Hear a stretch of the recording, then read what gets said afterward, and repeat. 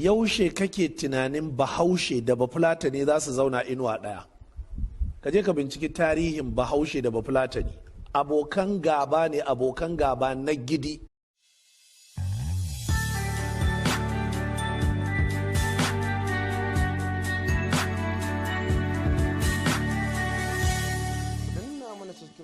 Ku danna mana ƙwararra domin sanar da ku sabbin shirye-shiryenmu. Ilimi, al'adu, kasuwanci da makamantansu.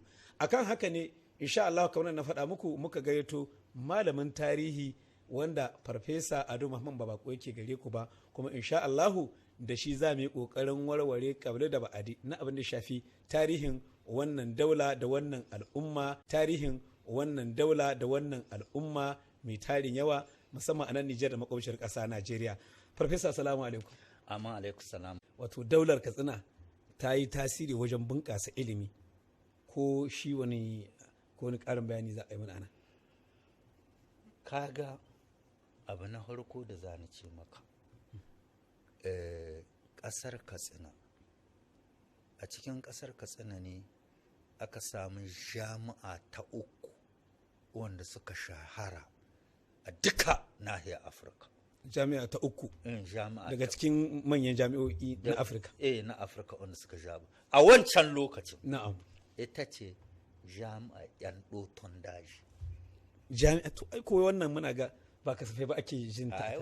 Jami'ar mi take? Ta yan doton daji, jami'a yan doton daji. Amma wannan jami'a doton daji. Ni kaga na karanta tarihi yau ne taba jin wannan kalmar ma. Yan doton daji. Na'am. Abin da ya sa ake ce mata yan doton daji don yanzu ta mutu. Ya zama a ina ta zama? Bello ya kole ta.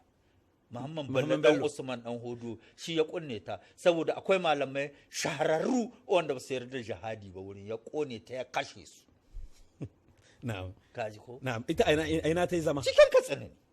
A Katsina ta Najeriya. Ta Najeriya, na'am. Na'am. Jami'a yan doton daji. Na'am. Bayan jami'ar Al-Azhar ta Alƙahira da ta Tumbuktu sai ta yan doton daji ta birnin Katsina. A fannin dai raya ilimi. A fannin raya ilimi. A gani Katsina nan ta ma kawo taimako ta fannin ilimi, musamman ilimin musulunci. Na'am. Abu na biyu ta fannin ilimi. Na'am. Katsina ce ta kawa matsayin dan masani. Ta ba duk kasashen Hausa. Duk gidan sarautar da ke akwai yanzu akwai dan masanin Katsina. To shi menene aikin dan masani a cikin tsarin sarauta? Shi dan masani wanda duk in ta shahi Qur'ani ko wata shawara ta zaman jama'a, shi zai zuwa ya ba sarki shawara ya ce ga yanda za a warware. Kamar conseiller zafin religieuse na sarki kenan. Ba kawai a fin religious ba, da ta fannin zaman jama'a, ta siyasa, ta abin da za yi. Daga Katsina ne aka fara samun sarautar dan masani, daga waliyi dan masani. Yanzu duk kasashen Hausa sai suka dauka. Katsina ta bada shi. Kano tana da dan masani. Baka taba ji ba cikin bada labari ana iso mai tamasun dan masanin Kano. Yayi daga Katsina aka samu wannan matsayin. Ka yi ma kowa da kuwa daga Katsina aka samu wannan matsayin, aka raba ma sauran kasashen Hausa. Sa'an nan akwai wasu jami'u a birnin Katsina na wancan lokacin wanda suka shahara, kama jami'a unguwar Masanawa ta birnin Katsina, kama jami'a Marinawa inda aka yi masallacin Gobarau ko hasumiyar Gobarau. Aka yi ta. Ita ma nan jami'a ne a kewayen wannan hasumiyar ko masallacin Gobarau. A nan ake nazarin abubuwa da yawa. Sa'an nan akwai jami'a Kurmin ɗan Ranko a wancan lokacin.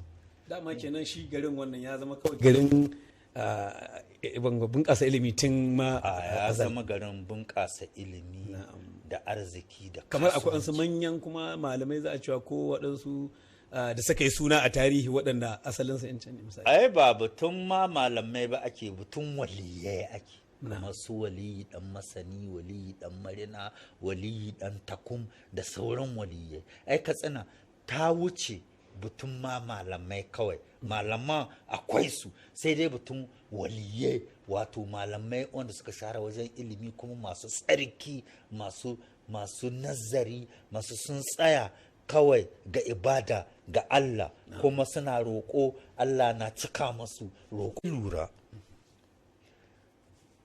kahin Kano ta haɓaka, inda za ka jin Hausa, a yanzu Hausan ma ba ɗaya bace ba, a Katsina ne. In za ka zuwa ka yi ilimi hannun harshen Hausa a Katsina ne. Daga baya ne Katsina suka bari abin ya lalace musu. Ba na yi maka zancen jami'o'i ba na ɗazu wanda aka haɓa ma. Yau hayan da za a yi tarjama, a yi komi, a sauya wani abu daga larabci a maida shi Hausa, duk Katsina sai da ta shahara ga wannan abubuwan. Lasara da kake ganin Nasara ba mahaukaci ba ne ba. Da ya zo ya ga wannan abin, sai kahin a yi jami'a Ahmadu Bello ta Sokoto, sai da aka yi Barewa College. Kahin a yi Barewa College, sai da aka yi Katsina College. Duk wani mai iko wanda ya shahara na Arewa sai ya yi Katsina College. Sai ya yi Katsina, in ba ka yi Katsina College ba, ji kake wani abu ya rage maka. Duk wannan mayan na farko da Katsina College suka yi, daga baya suka ta yi Barewa College. Ita ma Barewa College ta zo ta haɓaka, duk wani soji, duk wani mai ilimi sai ya yi Barewa College, sai aka maida ta ABU, ta zama jami'a, ita ma jami'a ta haɓaka. Ka gani abin yana ta ya tun daga Katsina College ana ta ci gaba, har an watsa shi ga duka Najeriya ta Arewa. Katsina ba ta taimako ba? Na'am, a fannin ilimi ba shi. Na'am. A harshe kamar wajen bunƙasa harshe fa ɗauka. Duka yana cikin hanyar na'am.